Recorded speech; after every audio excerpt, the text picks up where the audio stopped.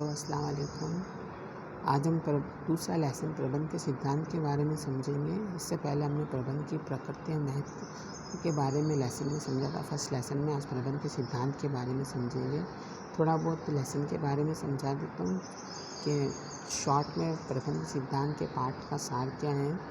जैसे सामने तुम्हारे दे रखा है प्रबंध के सिद्धांत की एक अवधारणा, मतलब प्रबंध का सिद्धांत क्या होता है। पहले मैं टॉपिक पढ़ रहा हूँ अच्छे से।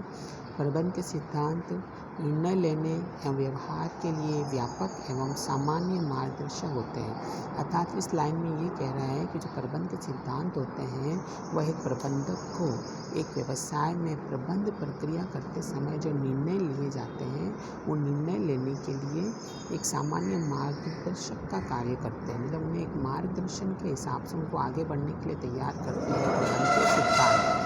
प्रबंध के सिद्धांत इस बात पर निर्भर करते हैं कि कोई व्यक्ति क्या कार्य कर रहा है क्या नहीं कर रहा है, उसको अच्छी तरीके से कार्य करने के लिए वो एक मार्गदर्शक के रूप में उसको निर्देश देते हैं कि इन निर्देशों का पालन कर एक प्रबंधक अपने प्रबंध के कार्य को सही दिशा निर्देश दे सके।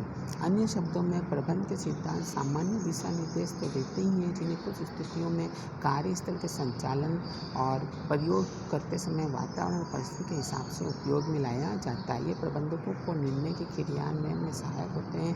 अर्थात प्रबंध के सिद्धांत प्रबंधकों को निर्णय लेते समय उन निर्णयों को लागू करने में एक क्रियान्वयन के रूप में सहायता पहुंचाते हैं। तो इस लाइन का मतलब ये हुआ कि जो प्रबंध के सिद्धांत होते हैं वो प्रबंधकों को सामान्य दिशा निर्देश देते हैं कि किस प्रकार से उन्हें आगे बढ़ना चाहिए, किस प्रकार से आगे बढ़कर कार्य करना चाहिए। प्रबंध के सिद्धांत प्रबंधकों को दिशा निर्देश देते हैं कि किस प्रकार से उन कार्यस्थलों पर कार्य करते समय आगे बढ़ना चाहिए। प्रबंध के सिद्धांत निर्णय लेने में भी एक प्रबंधक की सहायता करते हैं।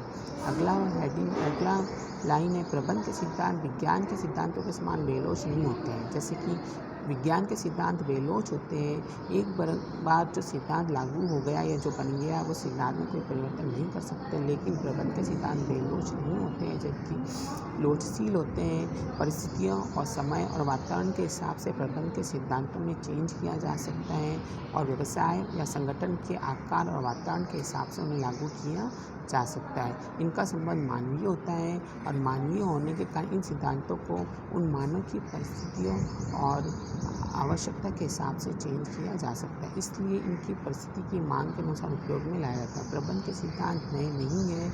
जब से व्यवसाय और संगठन स्टार्ट हुआ है तब से प्रबंध के सिद्धांत भी चल रहे हैं। ये प्रबंध की तकनीकों से अलग होते हैं क्योंकि ये तकनीकों का प्रयोग करने में, निर्णय लेने या कार्य करने में मार्गदर्शन का कार्य करते हैं। सिद्धांत मूल्यों से भी अलग होते हैं। प्रबंध के सिद्धांतों को व्यवहार में लाते समय मूल्यों की अवहेलना नहीं कर सकते क्योंकि व्यवसाय को समाज के प्रति सामाजिक एवं नैतिक उत्तरदायित्व को निभाना होता है। तो ये था प्रबंध के सिद्धांत का अवधारणा का सामान्य छोटा सा सार। ओके।